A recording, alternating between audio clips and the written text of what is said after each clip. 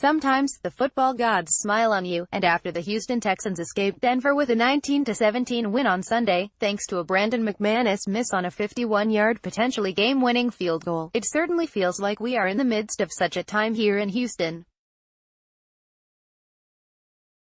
Was the sixth straight for the Texans, who are now all the way back and then some from the 0-3 abyss that they dove into headfirst to start the season. Right now, the only thing that can stop the Texans from winning each week is a bye, which they happen to have this coming weekend, and while it would seem now is the time that you'd want to keep riding the momentum each week, this team badly needs a week off to get some guys healthy. At 6-3 on the season, the Texans now sit atop a division in which none of the other teams has more than 3 wins. They have 7 games remaining this season, and there is only one game in which they're sure to be an underdog, Week 16 at Philadelphia. Other than that, the schedule is full of a bunch of sub-.500 sludge, including 4 home games in which they should be favored by at least a touchdown. These are good times. Let's take a look at yesterday's game, and see who the winners and losers were. Winners for Kareem Jackson. Jackson has consistently rated among the highest defensive backs in the league all season long, but Sunday he was playing at a different level, with his 4 tackles all of the open field variety, and his 2 pass breakups feeling like a number where he was shortchanged on a couple other pass plays. The signature play was probably a pass breakup on a Case Keenum toss to Phillip Lindsay, in which Jackson splattered the running back out in the flat. Jackson has almost single-handedly masked the spate of injuries the Texans have suffered at cornerback by sliding over to corner from the safety spot the team had moved him to in training camp. 3. Jeff Hoyerman with the Texans doing a nice job, not surprisingly, of shutting down the Broncos' running game. Case Keenum and company instead used the short passing game to move the football, and with inside linebacker Zach Cunningham out with a knee injury, the Texans had an awful time handling Broncos tight end Jeff Hoyerman, who tallied 10 catches for 83 yards and scored a touchdown on a thread-the-needle throw by Keenum in the red zone. On the Broncos' first TD drive, Hoyerman had 2 catches that picked up first downs and moved the chains. 2. Case Keenum. Much was made all week long about the excerpt from Keenum's autobiography in which he recounted the way in which he was cut from the Texans at the end of training camp in 2014, to the point where it felt like the football media were trying to create a WrestleMania main event between Keenum and Bill O'Brien. Both sides downplayed it during the week, instead expressing mutual respect. In the end, Keenum had a solid game, throwing for 290 yards, including a huge 4th and 8 conversion to set up McManus' field goal attempt at the end of regulation. Most importantly, for the first time all season, Case Keenum didn't throw one to the opposition. He put the Broncos in position to win the game, but unfortunately, McManus couldn't close the deal. 1.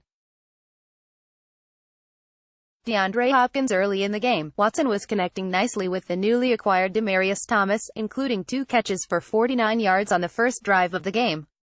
The remainder of the game, Thomas served as a capable distraction to help allow Hopkins to have another big game, 10 catches for 105 yards and a touchdown.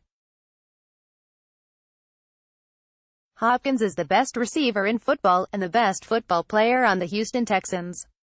I'm anxious to see 7 full games of 2 stylistically similar receivers like Hopkins and Thomas teamed up, and see how they can help each other over the remainder of the season. Losers for Ryan Griffin. Don't get me wrong, I am glad that Ryan Griffin is over whatever the illness was that kept him out the last 2 games. I never wish illness on anybody. Well, not on good people, at least, and Griffin is good people. That said, I think it's time to turn the tight end position over to the 2 rookies, Jordan Thomas and Jordan Akins. For whatever reason, there is no connection going on right now between Griffin and Watson, as the 27 targets for the veteran tight end have yielded just 11 catches. 3. Running on first down. Bill O'Brien has made it clear that it doesn't matter who the Texans trot out there at quarterback, whether it's a franchise guy like Deshaun Watson or a scrub like Brock Osweiler, he wants to run the football.